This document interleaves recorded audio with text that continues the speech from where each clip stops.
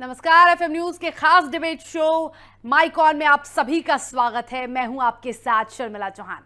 तो भारत का संविधान एक तरफ हर नागरिक को समानता, स्वतंत्रता और धार्मिक आजादी की गारंटी देता है, तो दूसरी तरफ देश में लागू अलग अलग समुदायों के पर्सनल लॉ ये गंभीर सवाल खड़े करते हैं कि क्या एक लोकतांत्रिक और एकीकृत राष्ट्र में सभी नागरिकों के लिए एक समान कानून व्यवस्था होनी चाहिए, या फिर विविधता और परंपराओं को देखते हुए अलग अलग समुदायों को उनके अपने व्यक्तिगत कानूनों के तहत संरक्षण मिलता रहना चाहिए।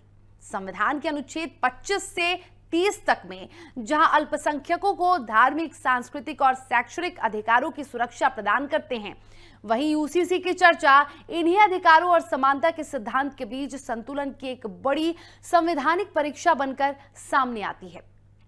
इन्हीं जटिल, संवेदनशील और अहम सवालों के साथ आज हम करेंगे इस विशेष चर्चा की शुरुआत, जिसको लेकर लखनऊ में एफएम न्यूज ब्यूरो चीफ मौजूद है कुछ खास मेहमानों के साथ। तो सीधे आपको लखनऊ लिए चलते हैं, जहां खास मेहमानों के साथ बातचीत करेंगे अमरेंद्र प्रताप सिंह।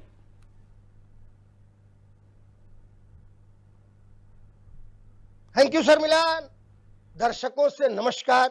मैं हूं अमरेंद्र प्रताप सिंह और हमारा ये जो शो है जिसमें आज हम आपको इस विशेष विषय पे इन सब के साथ जो बातचीत है उसको सुनने का मौका देंगे। इनके सबके पास हम सवाल लेकर जाएंगे और इनसे आपके लिए जवाब मांगेंगे। इस शो का नाम है mic on show. Mic on show में हम बड़े मुद्दे उठाते हैं, जनता के बड़े मुद्दे, क्योंकि हमारी पत्रकारिता और हमारा काम जनहित में ही तो है। ये अलग बात है कि हम एक संस्थान को खोल करके अलग अलग प्रकार के समाचारों को अलग अलग अंदाज में आपके सामने लाते हैं, लेकिन ये भी गारंटी है कि उन सब का मूल हित जनहित ही होता है। और आज की जो चर्चा है वो है हमारे संविधान पर, और संविधान से निकले एक जिन्न पर जिसको लेकर कुछ लोग डर रहे हैं तो कुछ उसका स्वागत कर रहे हैं, और उस जिन्न का नाम है यूसीसी। जी हाँ, यूनिफॉर्म सिविल कोड या समान नागरिक संहिता। क्या है ये समान नागरिक संहिता और क्यों इसकी जरूरत है, ये कितनी जरूरी है और कितनी गैर जरूरी, इन्हीं सब मुद्दों पे बात करेंगे। सबसे पहले परिचय करा दें अपने मेहमानों का। हमारे साथ हैं अभिनव नाथ त्रिपाठी जी, वरिष्ठ अधिवक्ता हैं, लखनऊ हाई कोर्ट के प्रैक्टिशनर हैं और सवर्णों के अधिकार संबंधी मामलों के लिए भी मुखर रूप से अपनी बात रखते हैं। हमारे दूसरे विशेषज्ञ हैं इंजीनियर वलीउल्लाह साहब, अल्पसंख्यक मामलों के, खासकर मुस्लिम मामलों के बड़े जानकार हैं, बहुत उच्च शिक्षित हैं और अपनी बात को बहुत सलीके से लेकिन ठोस तरीके से रखते हैं। हमारे तीसरे जो मेहमान हैं वो हम सबके वरिष्ठ, हमारे अग्रज, हमारे गुरु, वरिष्ठ पत्रकार विजय शंकर पंकज हैं। और एक पत्रकार के रूप में तो अपनी बात को उन्होंने अपने जीवन भर के अनुभव के साथ हमेशा सामने रखा ही है, लेकिन एक विशेषज्ञ के रूप में भी वो हमेशा अपनी राय देते हैं। और हमारे लास्ट में हमारे साथ जो मेहमान है वो है रूपा पांडे जी, शतरूपा। रूपा पांडे जी महिलाओं से जुड़े हुए जो मुद्दे हैं उन पर बहुत मुखर होके बेबाक बात रखती हैं, और नारी सशक्तिकरण ही नहीं, समाज के हर उस मुद्दे पर जिसका ताल्लुक कहीं ना कहीं महिलाओं के अधिकारों से, समाज से होता है, उस पर अपनी बात रखती हैं। हम शुरुआत इन्हीं से कर लेते हैं। स्वागत है आपका रूपा पांडे जी। भारत आजाद हुआ और संविधान बना, और उस संविधान के तहत ये भारत 75 वर्ष का आजाद भारत हो गया। अब अगर इस भारत में बात होती है समानता की, यूनिफॉर्म सिविल कोड की, समान नागरिक संहिता की, जब हम एक देश में रह रहे हैं, हमारा एक विधान है, एक संविधान है, हमारी एक पहचान है, तो हमें संपत्ति के अधिकारों को लेकर, सामाजिक अधिकारों को लेकर और हमें अपनी विरासत की चीजों को लेकर, अपनी धार्मिक, अपनी मान्यताओं को लेकर एक समान अधिकार देश में होने चाहिए, या धर्म के अधिकार पर, धर्म के आधार पर अलग अलग अधिकार होने चाहिए? आप इस पे क्या कहें? देखिए, आज़ादी जब हमें मिली तो हम सबको ये उम्मीद थी कि अब हम अपने देश में एक तरीके से, एक व्यवस्था के तहत और एक तरह के अधिकार पाएंगे। लेकिन उस वक्त की जो भी परिस्थितियां रही हों, जो भी बड़े नेता थे, हालांकि लोग कहते हैं और कहीं कहीं लिखा भी है कि बाबा भीमराव अंबेडकर चाहते थे कि ये नागरिक संहिता, समान नागरिक संहिता लागू हो। लेकिन मुझे लगता है वहां पर भी संविधान सभा में घंटों की चर्चा हुई, लेकिन कोई इसमें सहमति बन नहीं पाई। तो मुझे लगता है कि जो भी परिस्थितियां रही, लेकिन कहीं ना कहीं अन्याय हो गया। अन्याय हो गया। जी, अन्याय हो गया। क्योंकि देखिए, हम धर्मनिरपेक्षता की बात करते हैं, उस वक़्त तो तुरंत आज़ादी हुई थी और जो भी परिस्थितियाँ थी, उन परिस्थितियों में काफ़ी टकराव था, और मुझे लगता है वोट बैंक की राजनीति जिसको आज हम महसूस करते हैं, वोट बैंक की राजनीति, मुझे लगता है कि शुरुआती दौर में भी उसकी कहीं न कहीं जड़ों में वो बात तब भी थी। आपको लगता है ये जो विशेषाधिकार निर्णय थे वोट बैंक की राजनीति के तहत? मुझे लगता है ऐसा था। वोट बैंक की राजनीति थी, और हमेशा से मुस्लिम मुस्लिम मैं तो देखिए, मैं एक निष्पक्ष रूप से बात करूं, मुस्लिम स्वयं भी नहीं समझ पाया, ना तब ना आज, कि वो एक महज वोट बैंक है। उसमें देखिए, मैं महिला हूं, मैं महिला के तौर पे अगर देखती हूँ, तो मुस्लिम समाज में पर्सनल लॉ जो चलाते हैं, मुस्लिम महिलाओं की दशा बहुत दुर्दशा में रहती है। और आप उसके लिए पर्सनल लॉज को ही जिम्मेदार मानते हैं? जी, बिल्कुल मानती हूँ, क्योंकि अगर हमारे संविधान में हमारे ऊपर पाबंदियां रख दी गई, उनको स्वतंत्र कर दिया गया, बहुपत्नी विवाह हो रहे हैं, 3 तलाक हो रहे हैं, हलाला हो रहा है, क्या आप इसको किस दृष्टि से देखते हैं? बहुत बड़ा सवाल। नीरज हमारे कैमरामैन है, नीरज भैया, शुरू से ही मामला फंस गया है, और जब मामला इतना फंसता है, मैं उनके पास दोबारा जाऊंगा, लेकिन मैं इस पर राय लूंगा विशेषज्ञ की, और विशेषज्ञ रूप में विजय शंकर पंकज से। इन्होंने 2 बातें बड़ी बेबाकी से कही कि मुझे लगता है कि वोट बैंक की जो राजनीति, जिसका आरोप जिस राजनीति का आज लगता है, मुझे लगता है शायद शुरू में ही वोट बैंक की राजनीति हावी हुई, और ये जो विशेष धार्मिक अधिकार एक रिलीजन के आधार पर जो संविधान में स्पेशल चीजें दी गई, उसी आधार पे हुई। और उन्होंने ये भी कहा कि वो जो पर्सनल लॉज को विशेषाधिकार देने की बात उस समय हुई, इनका कहना तो यहां तक है कि मुस्लिम शायद स्वयं भी नहीं समझ पाए कि हमें वोट बैंक समझा जा रहा है। और उन्होंने कहा आज जो मुस्लिम महिलाओं के साथ में जो भी अन्याय है, उसका कारण पर्सनल लॉज ही है। अमरेन जी, बहुत बड़ी बात है, और यह देश का दुर्भाग्य है कि आजादी के 75 वर्ष बाद भी समान नागरिक संहिता नहीं लागू हुई। ये दुर्भाग्य देश का दुर्भाग्य है कि 75 वर्ष बाद भी समान नागरिक संहिता लागू नहीं हुई। यह एक ऐसा मात्र देश है भारत, जिसमें विभिन्न धर्म और संप्रदाय को किस तरह की आजादी दी गई है, किस तरह के प्रतिबंध लगाए गए हैं, आज तक खुद भी विशेषज्ञ नहीं समझ पाते हैं। नेहरू के नाम के साथ पंडित जोड़ा गया, लेकिन कहीं से नहीं पता चला। पंडित शब्द जोड़ने के पीछे जो मुझे मानसिकता लगती है कि नेहरू खानदान में का ब्राह्मण वर्ग से कोई संबंध नहीं था, लेकिन अंग्रेजी शासन में ही संबंध था, और मुगल शासन में भी रहा कि भारत में यदि शासन करना है, सत्ता का अधिकार लेना है, तो ब्राह्मण वर्ग को एक तरजीह दी जाएगी। और नेहरू को पंडित बना करके मोतीलाल नेहरू के साथ पंडित कहने लगा। उनके जहांगीर उनके दादा थे। सर, आज तो आप लोग शुरू से ही बम फोड़ रहे हैं। जी, आप इलाहाबाद आनंद भवन में जाइए, उनका मेमोरियल है, और उनके दादा का नाम क्या है, उनकी मूर्ति लगी हुई है। तो पंडित वर्ग से तो उनका कोई मतलब ही नहीं था। नेहरू को पंडित प्रोजेक्ट किया गया, जबकि उनका पूरा खानदान देखिए। अब जहांगीर नाम हिंदू में आता है कि नहीं, मुझे आज तक नहीं समझ में आया। उनके दादा का नाम है मोतीलाल नेहरू है, नेहरू शब्द को लेकर विवाद है। आगे बढ़िए, उनका पूरा पर्शियन, मुस्लिम, एक मिक्स कल्चर है। नेहरू की पूरी राजनीति को एक समग्र दृष्टि से देखिए। सर, क्या लगता है राजनीति संविधान निर्माण में ही हावी हो गई? साफ तौर पर है। उसके सदस्य बहुत कुछ बोल नहीं पाए और नहीं निर्माण होता। तो ये बताए कि जो आप खुद ही कह रहे हैं कि एक तरजीह दी गई वैदिक व्यवस्था में, चाहे भारत की व्यवस्था में। देखिए, कानून किसी भी देश कहाँ से बनता है? परंपराओं से बनता है। देश की जिस देश और समाज की जो परंपरा होती, कानून उसी से बनता है।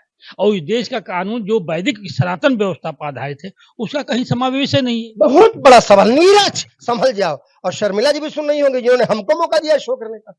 आज तो शुरू से ही बम फूट रहे हैं और बड़े बड़े सवाल उठ रहे हैं। मैं आऊंगा इंजीनियर बलीउल्लाह आपके पास, लेकिन पहले सवाल इकट्ठा कर लूं आपके लिए।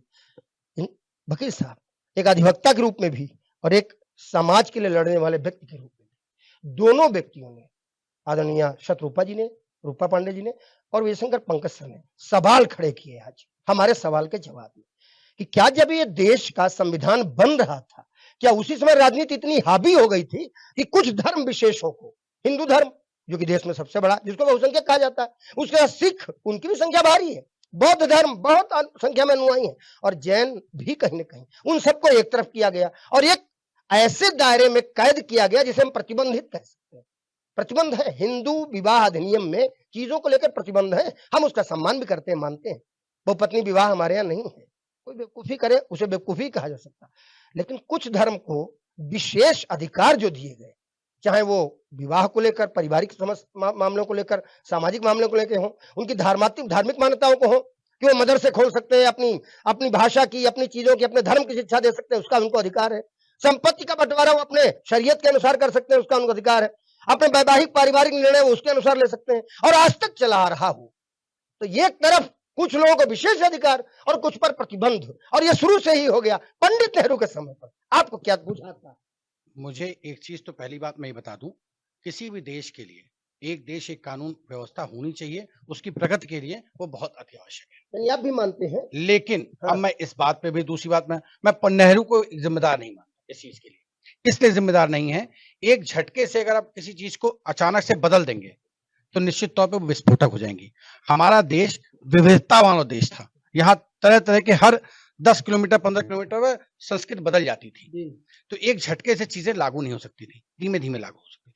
लेकिन दुर्भाग्य है, हम झटके से चीजें लागू करने की बात नहीं पूछ रहे हैं, लेकिन झटके से चीजें लागू न भी की जाती तो कुछ को विशेष अधिकार। हमारा दुर्भाग्य इस देश का यह है कि जाति और धर्म के आधार पर यहाँ चीजें दिखने लगी, पहले ही दिन से, शुरू से ही, संविधान सभा से एकदम जाति और धर्म के नाम पे मान लिया गया। इतिहास को जिस तरह तोड़ मरोड़ के पेश किया गया आम जनता के सामने, वही घातक था, वही हर चीज का जिम्मेदार है। हमारे यहाँ जो इतिहास पढ़ाया गया वो बड़ा गंदा पढ़ाया गया।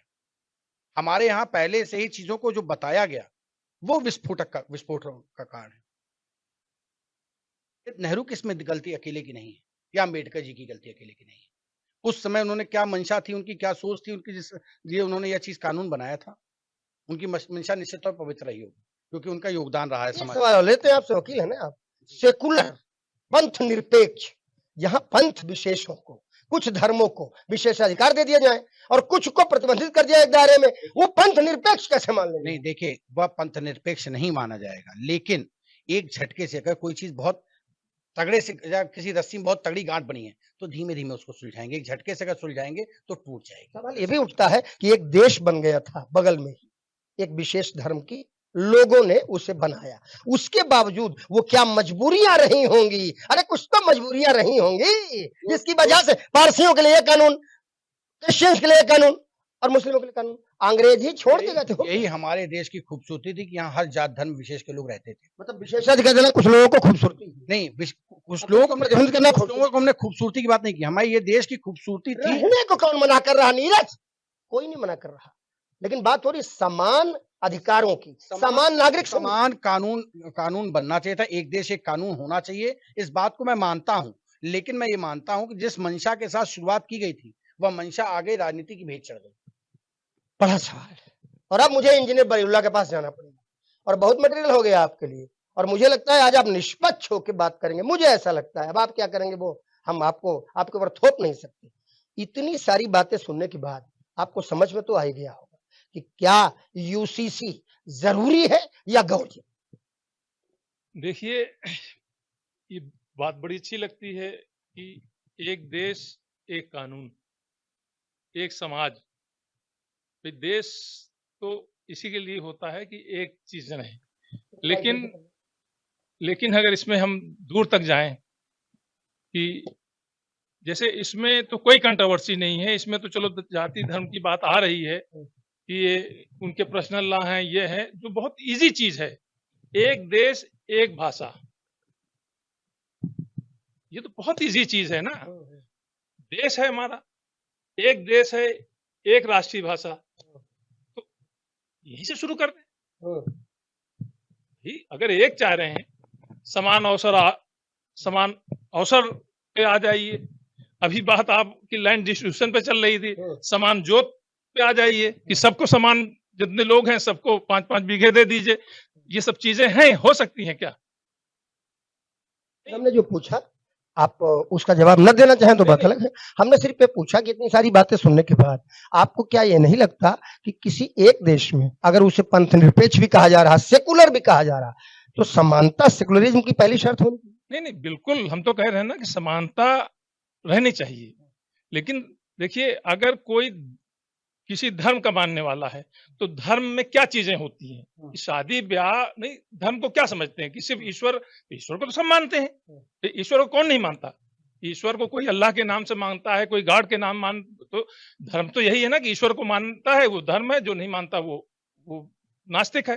तो वो मानेगा, लेकिन उसकी जो रिचुअल्स हैं या जो भी चीजें हैं शादी ब्याह के, ये वो क्या आप चाह रहे हैं उसका एक कानून हो कि हम अगर कह दें, हम तो कह रहे हैं चलिए अच्छा है, आप एक तरीक करिए कि साहब शादी अगर होगी तो सब जो भी लड़की होगी वो साड़ी पहनेगी, हम एग्री हैं। कोई किसी के जो है वो शादी करने के बाद किसी को निशान नहीं लगाया जाएगा कि ये गैर शादीशुदा है, ये भी भेदभाव होगा, किसी को सिंदूर न लगाया जाए। लड़की से पूछा जाए स्वयंवर का, जैसे कि लड़की से पूछा जाए कि भाई आप, तो बहुत सी ऐसी कॉमन चीजें आप कर सकते हैं, इसमें एग्री हो सकते हैं कि क्या कर पाएंगे सर। ओवरऑल आपको क्या लगता है? नहीं, ओवरऑल देखिए, ओवरऑल इसलिए लग रहा है कि जो लागू करने वाले हैं वो ईमानदार नहीं है, क्योंकि ये भाजपा जो है ये यूसीसी की बात कर रही है और हम ये देखते हैं कि वो किसी मुस्लिम को एक टिकट तक नहीं देती। तो आप समान पहले उसमें लागू तो करें आप, अगर वो 25% है 14% है तो आप 14% टिकट दीजिए उनको। अच्छा, दूसरी बात ये, अगर 14% 15% मुसलमान है तो 8-9% यहाँ का ये अनुसूचित जनजाति, तो यूसीसी से दिक्कत नहीं है आपको, भाजपा से? सुनिए सुनिए, दिक्कत की बात नहीं, हम ना उसकी बात कर रहे हैं।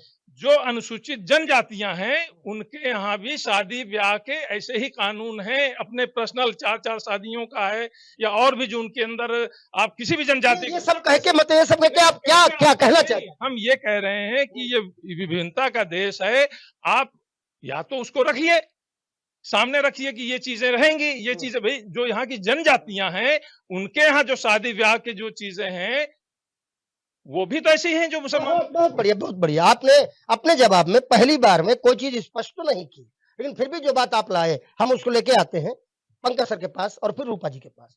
सर, बहुविवाह का प्रचलन हिंदू माइथोलॉजी में भी देखने को मिलता है। राजाओं के 4 रानियां, राजा दशरथ के ही 4 रानियों का उल्लेख मिलता है। हम तो मानते हैं अपनी माइथोलॉजी को, अपने मिथ को। राजा दशरथ की 4 रानियां हुई, और भी कई बड़े नाम आते हैं, बड़े आते हैं उनके। बहुविवाह का प्रचलन हिंदू माइथोलॉजी में भी था। हो सकता है, हम नहीं आरोप नहीं लगा रहे, हो सकता है सिख समाज में, बौद्ध समाज में भी हो। फिर ऐसा जो निर्णय लिया गया कि ना हिंदू और हिंदू अधिनियम से जुड़े हुए अन्य समाजों में बहुविवाह नहीं होगा, एक ही पत्नी रहेगी, संपत्ति अधिकार ऐसे होगा, बंटवारे का अधिकार ऐसे होगा, विरासत ऐसे ट्रांसफर होगी, धार्मिक रूप में ये चीजें नहीं होंगी, ये प्रतिबंध। और मुस्लिम धर्म को, ईसाई धर्म को और पारसी धर्म को उनके अपने धर्म के आधार पर निर्णय लेने की स्वतंत्रता, ये चीज लेके इनके पास हम गए थे। वो जनजात तक चले गए। लेकिन अगर यूसीसी लागू होता है और यूसीसी में बहुविवाह का ही हम कहते हो जाए प्रचलन, हम पुरुष की तो बात नहीं कर, हम तो करें महिलाओं को ही बहुविवाह का प्रचलन दे दो आप, लेकिन जो हो वो सबके लिए हो, या जो हो वो कुछ के लिए ना हो, केवल कुछ के लिए हो। देखिए, जो आप बात करते हैं, मैं अभी कह रहा था, सनातन व्यवस्था में वैदिक काल में विवाह प्रथा नहीं थी। कोई पुरुष, और ये जिस क्रिश्चियन और जिस इस्लाम की बात है, इस्लाम तो अभी 1400 कुछ वर्ष का है और 2-2.5 हजार का क्रिश्चियन समाज है, उससे तो इनके पास तो कोई नियमित कानून नहीं था। जो सबसे पुराना सनातन धर्म है उसमें भी विवाह प्रथा कब आई? वैदिक काल में। और इस बात पाई कि उसमें भी कोई पुरुष किसी से शादी कर लेता है, कोई स्त्री किसी से शादी कर लेती थी, जीवन भर रहे न रहे, जब जिससे चल जाता था। एक ऋषि ने, यानी विवाह को एक संस्कार में प्रतिष्ठापित करना सम्मान के लिए किया। सम्मान रूप से ऋषि ने कहा कि देखिए उसकी माँ दूसरे पुरुष के साथ जा रही, तो उन्होंने विवाह की प्रथा बनाई। विवाह की प्रथा जब बनी तो जिसमें आप कह रहे राजाओं का, तो उसी दशरथ के पुत्र राम ने आदर्श स्थापित किया कि हम एक पत्नी बता रहे हैं, एक पत्नी। तो भारतीय समाज का वो मानक बना। राम की व्यवस्था जो है भारतीय समाज का, मतलब दशरथ का नहीं बना। उसी में आज भी उन्हीं के खानदान में हुए, रघु हुए, उनके भी तो एक रानियां थी। तो दशरथ का ही नाम लिया जाता कि 3 पत्नी। राजाओं के कुछ लोग जो सक्षम थे उन्होंने कुछ अलग, लेकिन वो कब शादी, दूसरी शादी कब होती थी? जब निसंतान होते थे। विशेष विशेष परिस्थिति। विशेष परिस्थितियों में दूसरी शादी होती थी, अब भी होता है, समाज में मान्यता। वकील साहब, मेरे पास आपके लिए बहुत सवाल है, मैं आपके पास तैयार होगा, आप तैयार रखिए, स्टडी कर लीजिए। तो ये जो बात है समाज के क्योंकि अपनी कानूनी पहलू पे बात दूसरी करेंगे। चीज है, जिसे लाला साहब कहेंगे, ठीक है 4 पत्नी रखो, आपका साधन है, लेकिन वो गरीब वो भी 4 शादी क्यों करता है? वाह, सवाल आ गया। रूपा जी, आप कहें। चलो, कानून में अगर यही प्रावधान होता कि 4 पत्नी कर लो, अगर आपके पास संसाधन है तो, यदि आप चारों का भरण पोषण कर सकते हो, उनके बच्चों का अच्छे से विकास, उनकी शिक्षा, उन्हें तालीम दिलाना, उन्हें जीवन में आगे बढ़ाना, उनकी जीवन शैली को समृद्ध करने की स्थिति है आपकी। लेकिन यहाँ तो ऐसा कुछ भी नहीं, बाइफरकेट है, कोई भी करता। एक हम डिबेट कर रहे थे, एक साथी हमारे साथ खड़े हुए थे, उनसे हमने पूछा, उन्होंने कहा मेरे 2 बेटे हैं, मेरी 1 पत्नी है। मेरे भाई के, हम 4 भाई हैं, हम सबके 1-1 पत्नी और 2-2 बेटे हैं। हमारे रिश्तेदारों में भी सब में ऐसा है। उन्होंने कहा हम सब शिक्षा तालीम जब लिए तो हमें लगा कि हम 800 स्क्वायर फीट के मकान में रहते हैं, हमारे 2 बच्चे अगर होंगे, अगर हम आधा-आधा देंगे 400 रह जाएगा। तो हमने उनसे कहा कि कुछ लोग तो 400 के भी मकान में नहीं रहते और परिवार बहुत बड़ा है, और है इसी वजह से कि ये जो आजादी है, ये जो विशेष अधिकार है। तो उन्होंने हमसे एक बात अचानक कह दी कि इन विशेष अधिकारों की वजह से ही तो शादी मनोरंजन होगी। जी, ये देखिए, ये बिल्कुल एक महिला होने के नाते देखिए, बहुपत्नी विवाह की मैं बिल्कुल पक्षधर नहीं हूँ। वो बिल्कुल नियम में नहीं होना चाहिए। जब कभी भी था, देखिए स्त्री बड़ी भावनाओं से बंधी होती है। उसे एक सिर्फ अगर देख लिया जाए कि संतान उत्पत्ति ही कारण था विवाह का, और एक समाज में व्यवस्था बनाए रखना, यानी कि सामाजिक नियंत्रित करने के लिए मनुष्य को, ताकि वो जो अपने कोई पुरुष किसी स्त्री साथ या कोई स्त्री किसी पुरुष साथ दुर्व्यवहार न एक सामाजिक नियंत्रण के तहत ये संस्था बनाई गई विवाह, जिसमें संतान उत्पत्ति को आधार माना गया। हालांकि अब इतना जागरूकता आई है कि अब संतान उत्पत्ति के आधार पर विवाह सिर्फ टिके, ये भी नहीं माना जाता है। एक स्त्री ने आपको स्वीकार किया, अपने पिता के घर से चली आई, यही परंपरा भी चली आ रही है। हालांकि आपके साथ जीवन गुजारने के लिए उसने तैयारी, अपना घर छोड़कर स्त्री आती है, ये व्यवस्था हमारे ही समाज में है। हम, मेरा तो हमेशा मानना है, मैं कहती भी हूँ कि कोई किसी के घर को छोड़े ना, एक अलग से घर हो जहां लड़का लड़की विवाह के बाद रहे। छोड़ने की परंपराएं बड़ी खराब होती हैं। तो मुझे लगता है कि बहुपत्नी विवाह के तो मैं बिल्कुल पक्षधर नहीं हूँ। अब यहीं पे हम एक सवाल आपसे लेते हैं कि जिनको ये अधिकार प्राप्त है बहुपत्नी विवाह का, और वो इसका उपयोग करते हैं, तो उनके यहाँ इसकी कोई आवश्यकता है या ये विशेषाधिकार उनको किसी विशेष वजह से प्राप्त? जरूरतें, क्या लगता है कि जरूरत है उनके यहाँ हर आदमी को 4 विवाह करने की? नहीं, ये पूरी तरीके से देखिए, नैतिक रूप से अनैतिकता को बढ़ावा देना हुआ ना। स्त्री उपभोग की वस्तु है, ये बात हमारे समाज का एक बड़ा गंदा कड़वा सच है। उसको उपभोग की सामग्री के सिवाय कुछ और समझा ही नहीं गया। और अन्य जो पर्सनल लॉ है, उनके पर्सनल लॉ में है कि आप कई विवाह कर सकते हैं, और उसके बाद जिन स्त्रियों के ऊपर दूसरी स्त्रियां आती हैं, उनकी दशा कितनी दयनीय हो जाती है। मैं ग्राउंड जीरो पर देखती हूँ उन बच्चों की दशा, या फिर 3 तलाक जैसी स्थितियों का सामना करना पड़ता है। तब हमारे आज भारत में बदलाव आया और 3 तलाक से निजात मिलने की सूरत बनी। और मुझे लगता है ये बदलते दौर का भारत है। यहाँ पर अब एक देखिए, उन्होंने वादा भी कर लिया है, बीजेपी का वादा है कि आपको समान नागरिक संहिता हम देंगे। तो मुझे लगता है भारत चल पड़ा है। वो स्त्रियों के सम्मान, सुरक्षा और उनकी जिंदगी के साथ समझौता करने के लिए 3 तलाक कानून आपको लगता है पहला कदम है? पहला कदम। मैं आपको बात देता हूँ, इन्होंने सवाल छोड़ दिया। हाँ, अपने सर आप। हाँ, जो आप एक विवाह की बात कर रहे थे, हमारे सनातन धर्म में विवाह एक संस्कार है। मैं सर से ये पूछ रहा था कि क्या जब ये कानून बनाए गए हो, विशेषाधिकार दिया गया होगा कि आप शरीयत के अनुसार कर सकते हैं बहुविवाह, तो क्या इसकी आवश्यकता कहीं पे देखी गई होगी? क्या आवश्यकता देखी गई? नहीं, मैं यही कहा कि एक संस्कार होता है, सनातन धर्म में विवाह एक संस्कार होता है, लेकिन क्रिश्चियनिटी में और इस्लाम में विवाह संस्कार नहीं होता है, एक कॉन्ट्रैक्ट होता है। अब कॉन्ट्रैक्ट में है कि हमने आपसे कॉन्ट्रैक्ट किया, हम इतने दिन साथ में रहेंगे, नहीं रहेंगे। इस्लाम में तो यहाँ तक कि मुद्दा मैरिज भी है एक वर्ग में, जो कुछ घंटे कुछ दिन के लिए होता है, तो उसके बाद छोड़ ही दिया जाता है तलाक।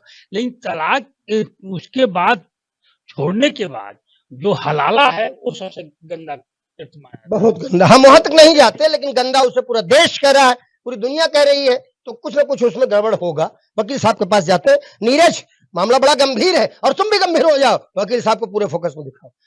कानून विद के रूप में जब आप अदालत में होते हैं और मसले आते हैं स्त्रियों के, समाज का कोई भंग हो, जब आपके पास कोई रोती बिलखती महिला आती है, अपना दर्द बताती है, अपनी मुश्किल बताती है, एक समाज की होती है, तो आपके पास एक निर्धारित कानून है, उसके आधार पर उसके लिए आप लड़ सकते हैं, उसे न्याय दिला सकते हैं। एक समाज ऐसा भी है, या कुछ समाज ऐसे भी हैं, उनकी अगर होती है तो आपके कानून पर, जिसको आप प्रैक्टिसिंग कहते हैं अपनी व्यवस्था को, उस पर उनका अपना विशेषाधिकार भारी पड़ता है, क्योंकि उनके यहाँ निर्णय उससे हो, वो चीज उस पर भी आ रही। तो आप बताइए, क्या कानून विद के रूप में आपको लगता है कभी कि महिलाओं को कम से कम अपने पारिवारिक और सामाजिक अधिकार एक जैसे होने चाहिए? निश्चित तौर पे महिलाओं के लिए एक कानून होना चाहिए। महिलाओं का किसी के लिए देश में अगर कोई रहता है तो एक कानून व्यवस्था होनी चाहिए, एक देश एक कानून व्यवस्था होना चाहिए। ये जो लगातार जो एक के साथ आप दूसरी शादी कर सकते हैं, तीसरी शादी कर सकते हैं, चौथी शादी, ये नहीं होना चाहिए। इससे महिलाओं का हनन होता है, महिलाओं के अधिकारों का हनन होता है, और यह किसी रूप में स्वीकार्य नहीं है। सामाजिक स्थिति बहुत अच्छी नहीं दिखती फिर। निश्चित तौर पर सामाजिक स्थिति नहीं दिखती, और हम इस बात को मानते हैं कि जिस जमाने में कानून बना होगा शरीयत, उस पर हमारा कोई टिप्पणी नहीं होगी कि वर्ग विशेष ने कि किसी व्यक्ति ने बनाया होगा, जैसे भी बनाया हो, जिसने भी बनाया हो, उस समय किन किन हालातों में बना वो अलग विषय है। लेकिन वर्तमान हालातों में देश आजाद होने के पश्चात हमें ऐसा देश लगता आजाद है, होने के 75 वर्ष पर, ठीक है, पश्चात या देश आजाद होने के तुरंत बाद ही, विश्व की चौथी आर्थिक शक्ति है। देखिए, देश आजाद होने के तुरंत बाद ही एक देश एक कानून व्यवस्था होनी चाहिए थी, क्योंकि यह हमें ऐसा लगता है कि यह मुगलों का प्रभाव था। मुगल यहाँ आए थे, और एक दौर ऐसा था जब हिंदुस्तान में समस्त लोग हिंदू थे, मुसलमान तो हिंदुस्तान में कोई था नहीं। जो पुरानी अगर इतिहास आप पढ़ें तो मुसलमान नहीं था, यहाँ मुसलमान बनाए गए। जो लोग आए बाहर से, उन्होंने हमले किए, हिंदुस्तान को किया, वो यहाँ मुसलमान बनाए गए। तो वो अपनी खुद की आबादी को बढ़ाने के लिए इस तरह का एक कानून लेके आए, जहां उन्होंने 4-4, 5-5, 6-6 शादियां की, अपना साम्राज्य का विस्तार बड़ा किया। आरोप लगा रहे हैं। निश्चित तौर पे बड़ा आरोप नहीं है, तो इतिहास के पन्ने बताते हैं, हम थोड़ी बता रहे हैं। ये इतिहास के पन्ने बताते हैं कि इस देश में जो भी सिंधु नदी के इधर रहता था वो समस्त हिंदू था, और यहाँ पे पूरे देश में सनातन संस्कृति। बहुत बड़ा आरोप। आशुतोष, नीरज गए और तुम आए, कैमरामैन बदल गए प्रोग्राम के अंदर, कोई बात नहीं, अब जवाब दे दो। देखो हमारे साथ अब आशुतोष शुक्ला आ गया, पुराना कैमरा, आपको सुन के आया। सिंपल, सामाजिक स्थिति, आर्थिक स्थिति, बच्चों की जीवन शैली, और समाज में आप अपनी जो जीवन शैली लेके चलते हो, यदि आप आर्थिक रूप से उतने सक्षम, उतने समृद्ध, उतने मजबूत नहीं हो, बावजूद उसके केवल आपको जो विशेषाधिकार मिला है उसके तहत आप 4 विवाह, 3 विवाह, 2 विवाह करते हो, और फिर एकदम विषमतम सामाजिक स्थितियों में रहते हो, क्या लगता है आपको, इसको ठीक मानेंगे? नहीं, अच्छा है। भाजपा बड़ी चिंता है मुसलमानों की, खासतौर से मुस्लिम महिलाओं की बड़ी चिंता है।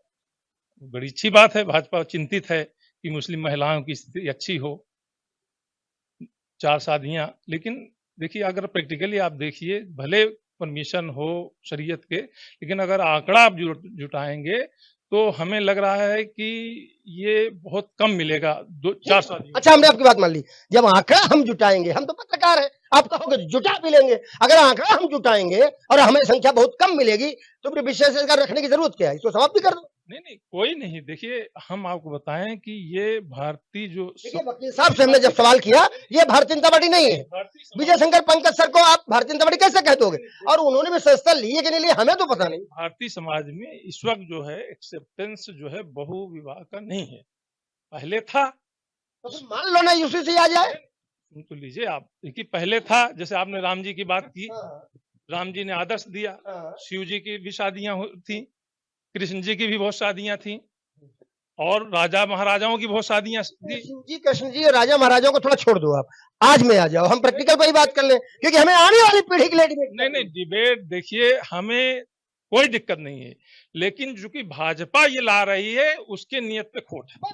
ये बात तो मान ली हमने भी, भाजपा की नियत पे हमें भी खोट तो नहीं है, भाजपा की नियत पे हमें शक तो नहीं है, लेकिन हाँ, ठीक, जिसको अधिकार है राजनीतिक दल पर तो आदमी कह ही सकता है अपनी बात।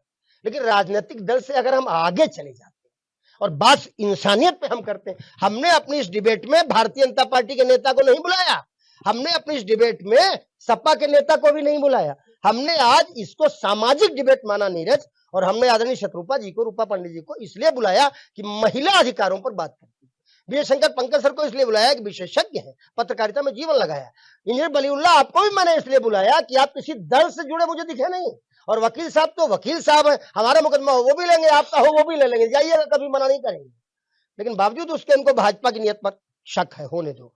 लेकिन क्या, सवाल फिर वहीं आ जाता है, क्या इतनी सारी बातें जब इन्होंने खुद एक्सेप्ट कर लिया कि अब बहुविवाह का प्रचलन, आप अगर आंकड़े जुटाएंगे, रिसर्च करेंगे, हमने कहा कर लेंगे हम, हमारा तो काम ही है, तो आपको ज्यादा नहीं मिलेगा। तो ऐसे में क्यों ना समान नागरिक अधिकार के रूप में इसको स्टेब्लिश ही कर दिया जाए।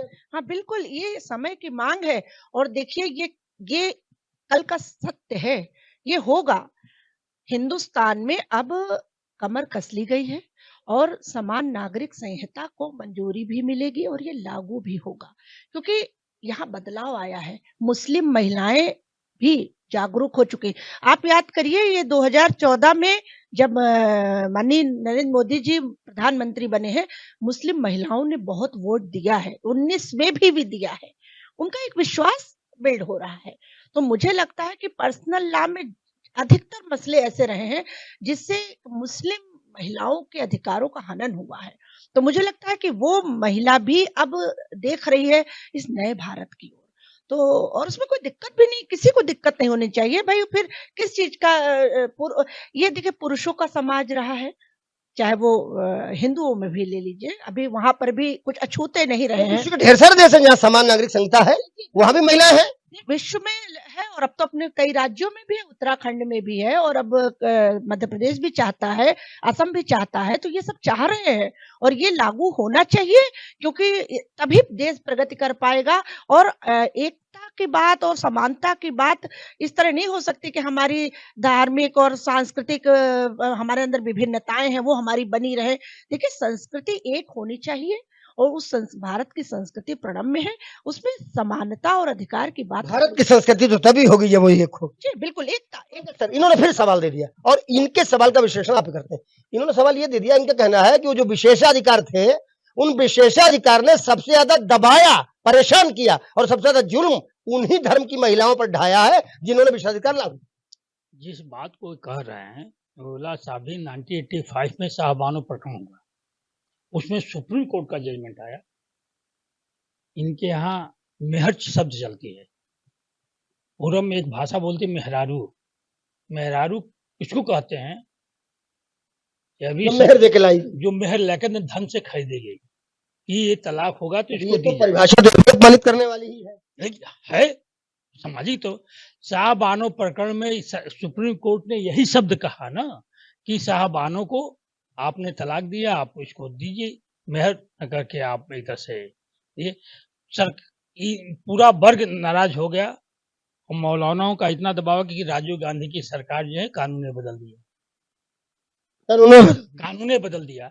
तो अब बताइए कि जिस देश को 75 साल में समान नागरिक संहिता का उसी देश में बदला गया है कानून, जो नागरिक, तो कानून को भी तो आप नहीं मानते। आप तो अपने कि हम जो करेंगे हम शरीयत से ही करेंगे। शरीयत से क्या है? शरीयत में प्रजाति को ही दबा देना है। शरीयत में ऐसा है, शरीयत में ऐसा है कि नहीं ये तो हम नहीं जानते, लेकिन जो है, अगर साहबानो प्रकरण को हम देख लें तो कहीं ना कहीं तो चीजें सामने आई जाती है। तो आपका भारत के संविधान को नहीं माने, सुप्रीम कोर्ट का जजमेंट नहीं माने, अब नहीं माना ना, और कांग्रेस ने बदल दिया कानून। तो फिर तो उन्हीं के हिसाब से जो पहले सवाल आपने उठाया शुरुआत में, इस चर्चा के शुरुआत में आपने ये सवाल उठाया कि कानून और संविधान में बराबर का अधिकार कैसे दिया जाता है, तो समय समय पर बदला गया है।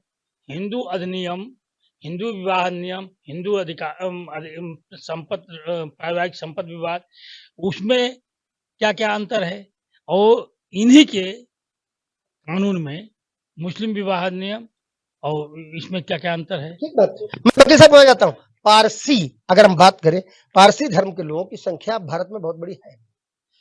अभी मैं द्वीप टहलने गया, गुजरात के बगल में एक टापू है, वहां सब उन्हीं के मकान थे। जानकारी हुई कि वो सब लंदन चले गए, हालांकि अभी उन्होंने संपत्तियां बेची नहीं है, एक आध मकान में, 4 मकानों में एक नौकर, 2 मकानों में एक नौकर रख के वो संपत्तियों का संरक्षण कर रहे हैं, लेकिन अब बहुत ज्यादा नहीं है, बहुत ज्यादा उनकी संख्या बढ़ भी नहीं रही हिंदुस्तान में, बावजूद उनके वो ला अभी है, खत्म नहीं हुआ। क्रिश्चियंस अंग्रेज थे, वो इस देश को आजाद करके गए थे, उसके बाद यहाँ कितने थे कितने हैं हमें नहीं मालूम, लेकिन उनका भी कानून अभी है। और बात अगर हम अल्पसंख्यकों करें, भाई इन्होंने अपने इस देश में बहुत अपने आप को बढ़ाया पौड़ाया, खाद पानी खूब पड़ा, आगे बढ़े, लेकिन बावजूद इसके ये खुद वहां तक आ गए हैं कि बहुवहाब का आप देखेंगे आंकड़ों में प्रचलन हमारे में नहीं है। तो जब प्रचलन अब बहुत ज्यादा इनके यहाँ नहीं है, जब ये भी मानते हैं कि अब पढ़े लिखे लोग इस बात को नहीं करते, तो क्या ऐसी कंडीशन में, और देश को सेकुलर वर्ड भी दिया जा रहा है, पंथ निरपेक्ष धर्म के आधार पर यहाँ कोई निर्णय नहीं होता, यहाँ जो भी निर्णय होता है संविधान के आधार पर, कानून के आधार पर होता है, तब ये विशेषाधिकार बने रहने चाहिए, खत्म होने चाहिए। देखिए, पहली चीज तो ये बता दूं, जो बात हम लोग नेहरू जी पे कह रहे हैं, जो बात अम्बेडकर जी पे कह रहे हैं, ये बात तो नरेंद्र मोदी जी पे भी लागू होती है, क्योंकि 2014 में अगर नरेंद्र मोदी जी की सरकार आई तो ये चाहते उसी दिन यूसीसी लागू कर देते। समस्या ये है कि यहाँ मंशा की बात है, और जो मुस्लिम समाज है वो इसी मंशा से ही परेशान है। उसको लग रहा है ऐसा ना हो यूसीसी की आड़ में कोई गलत चीज ऐसी ले आए जिससे इनके अधिकारों का मतलब और लोगों को समानता का अधिकार मिले, शादी विवाह जैसे कानून में बदलाव हो, लेकिन उसकी आड़ में कुछ ऐसा ना कर दें कि वैसे ही आज की तारीख में मुसलमान अपने आप समाज चिंतन भ्रम करता, कुछ लोगों ने भ्रम दिया है। नहीं, ये सरकार के द्वारा फैलाया गया भ्रम है। सरकार के द्वारा, अगर मंशा आपकी बहुत स्पष्ट थी तो आपने 14 में जैसे ही आप सरकार बनी आपकी, उसी दिन आप यूसीसी ले आते। क्या लगता है इसमें जागरूकता की जरूरत है, लोगों को पहले बताया जाए कि यूसीसी है क्या है। सरकार की मंशा पे समस्या है, और यही मुस्लिम समाज मंशा से ही परेशान है, क्योंकि यूसीसी लाते लाते यूजीसी ला चुके हैं। करना क्या चाहिए वकील साहब, यहाँ बता दो। देखिए समस्या बात कर ली, समाधान पे बात कर ली। मैं क्या कर, यूसीसी लाते यूजीसी ला दिया इन्होंने। पहले इन्होंने कहा जाति तोड़ लो, अब उसके बाद फिर एक ये ले आओ, क्योंकि सिर्फ और सिर्फ मंशा ये है कि आप राजनीति में बने रहो। अभी हो सकता है यूसीसी ले आए, 2029 के पहले यूसीसी भी ले आए, मात्र इसलिए कि वो महज वोट बैंक के ले लाएंगे। ये बात पूरी हुई, ये होती है, हमने माना। राजनीति में तो राजनीति ही करते हैं लोग, और राजनीति को देखना भी राजनीतिक दृष्टिकोण से। अब आइए एक अध्येता के रूप में, एक अधिवक्ता के रूप में, एक समाज के जिम्मेदार शख्स के रूप में, क्या सही समय आ गया है कि अब चीजें समझा के सही लेकिन बदली जाए? देखिए, समय तो हमें जिस दिन आजाद हुआ देश उसी दिन आ गया था, समय आज नहीं आया है, और समय उसी दिन एक देश एक कानून की व्यवस्था लागू हो जानी चाहिए थी। वो समय निकल गया, अब क्या करना? अब आज की तारीख में लागू कर दें। समस्या बस इतनी ही की है कि आपकी जो मंशा है, कन्विंस करना होगा, आपको बताना होगा, आपको अपनी बात को पटल पे रखना होगा। ये नहीं होगा कि रात में आप 8 बजे, रात में आधी रात में आप आए 8 बजे और आपने कहा सुनो भाइयों आज से यूसीसी लागू हो गया। ये समस्या है। समस्या की जड़ ये, अचानक से आप रात में 8 बजे बोलेंगे आज से सुनो भाइयों आज से यूसीसी लागू हो गया। समस्या ये है, समस्या कन्विंस करना है, बड़ा अच्छी तरह। देखो नीरज, कन्विंस तो करना होता है, तुम भी हमें कन्विंस करते हो, हम भी तुम्हें कन्विंस करते हैं, तभी तुम्हारा शो हो पाता है। कन्विंस एक वर्ड दिया है, सहमति, कंसेंट, कन्विंस। क्या आपको लगता है कि यूसीसी को अगर लागू करना है या यूसीसी को लागू कर सकते हैं, लेकिन पहले समाज को कन्विंस करें, सहमत करें, और डर अगर कोई है तो दूर? हाँ बिल्कुल, सहमति से चीज हो सकती है, भ्रम दूर करें। महत्वपूर्ण है कि जो भ्रम है वो महत्वपूर्ण है कि आपकी जो मंशा है वो इतनी स्पष्ट नहीं है, क्योंकि जो आप 2014 से अब तक, देखिए वो चीजें कोई नहीं है, आम सहमति सब चीजें हो सकती हैं। और दूसरी बात, ये जो चिंता आती है ना मुस्लिम महिलाओं की, या इससे महिला बहुत वो है, तो आप बताइए कि उस और बार बार पॉलिटिक्स में नहीं जाना है, अब आप समाज पे ही रहिए। हाँ नहीं जब नहीं आप ये बताइए, देखिए चिंता जब महिला की है तो उस महिला की भी तो चिंता होनी चाहिए कि जो प्रत्याग करने के बाद उसको कोई पूछ नहीं रहा, वो कानून किस कानून के दायरे में आएगी? प्रधानमंत्री जी ने एक महिला को प्रत्याग किया। व्यक्तिगत बात है आपकी, हमने क्या कहा, समाज पे आइए, हम यूसीसी पे बात कर रहे हैं, और यूसीसी वकील साहब ने बहुत अच्छा, देखिए एक अधिवक्ता उन्होंने कहा कि लोगों का भ्रम और लोगों का डर दूर करके ही इस काम को किया जा सकता है। लोगों के अंदर डर है, इन्होंने सब कहा कि डर है, नहीं पता तुम क्या कर रहे हो। बात कह रहे हैं, सुनिए आप, जैसे 3 तलाक है, 3 तलाक में तो ये है कि आप प्रोसेस करके 3 मरतबा में देंगे, ये नहीं कि अटेंडम आप घर से निकाल दीजिए या उसको पूछिए नहीं। पहले कहीं मिल जाती तो कहे कानून बनता है। नहीं क्यों भाई, उसके लिए भी तो कानून बने कि साहब वो परिवारहीन लोग हैं, देखिए हमारा जो समाज है, हमारा जो भारत है, वो पारिवारिक समाज है। हर राजा, हर भगवान ने शादी की है, लेकिन आज लोग परिवारहीनता को बढ़ावा दे रहे हैं। नहीं, ठीक है, आपने उन पर व्यक्तिगत हमला कर लिया, लेकिन हमारे सवाल पे आप नहीं आए और हमारी दिक्कत वही हो जाती जब शो में हम एक सवाल लाते हैं, छोटा सा सवाल 45 मिनट के शो में, और उस सवाल पे ही नहीं आते। रूपा जी से पूछेंगे, पंकज सर पहले पूछ रहे, क्या वास्तव में सहमति का प्रयास अगर हो, सहमति से पहले समझाने का, जागरूकता का, कन्विंस करने का प्रयास हो, तो कन्विंस हो जाएंगे लोग?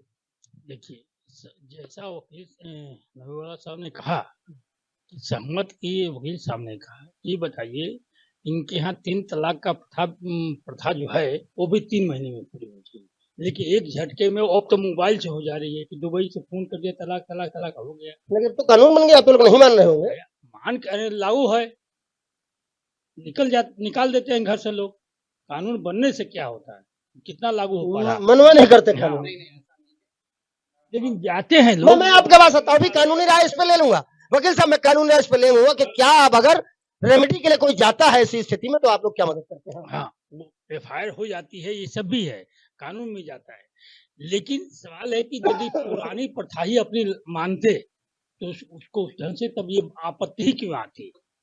मानेंगे नहीं आपको लगता है? नहीं, तो ये यदि हम पूरे विचार बनाएं कि हम आपकी बात नहीं मानेंगे या आप हमारे खिलाफ बोलते हैं, हमारे खिलाफ कर रहे हैं, तो कन्विंस हो ही नहीं सकता। आप बताइए, आपको क्या लगता है, क्या जो बात उन्होंने कही वकील साहब ने कि हाँ हम मानते हैं कि कुछ भ्रम है कि पता नहीं यूसीसी लागू करेंगे तो क्या हो जाएगा, डर है कि यूसीसी लागू कर देंगे तो पता नहीं क्या हो जाएगा, तो अचानक लागू करने के बजाय कन्विंस की अगर स्थिति बनाई जाए, कन्विंस किया जाए कि भाई कुछ नहीं होगा, ऐसे रहेगा, तो हो जाएंगे कन्विंस। देखिए, पूर्वाग्रह का कोई उपाय नहीं है। अगर आप पूर्वाग्रह से ग्रसित रहेंगे कि ऐसा ना हो कि ये बहुसंख्यक जो लोग हैं उनकी कोई प्रथाएं हम पर न थोप दी जाएं, तो देखिए थोड़ा सा विश्वास अपनी चुनी हुई सरकारों पर करना ही होगा। और मुझे लगता है कि हाँ, ये खौफ है उनमें कि ऐसा ना हो कि जो बहुसंख्यक हैं उनकी प्रचलित प्रथाएं, रूढ़ियां, उनको अमली जामा पहना दिया जाए और हम पर थोप दिया जाए। तो मुझे लगता है कि बहुत अच्छे माहौल में एक सर्वसम्मति से और एक जैसे देखिए राम मंदिर क्या हम ये मान लें कि अगर ये किसी छोटे स्टेट में पहले लागू करके और बाकी स्टेट्स को देखने का मौका दिया जा रहा है, तो ये उसी की प्रक्रिया का हिस्सा है? धीरे धीरे देखिए, ट्रिपल तलाक हुआ, कहाँ बवाला हो गया, राम मंदिर का फैसला आया, कहाँ खून की नदियां बह गईं।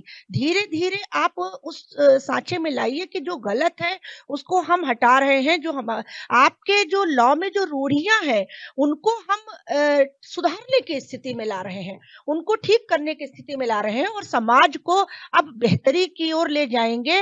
लैंगिक कोई भेदभाव नहीं होगा, कोई धार्मिक भेदभाव नहीं होगा, कोई जातिगत भेदभाव नहीं होगा।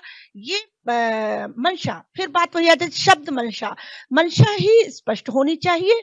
और अगर वोट बैंक मुस्लिम समुदाय को माना गया तो फिर दिक्कतें हमेशा ये बनी रहेंगी।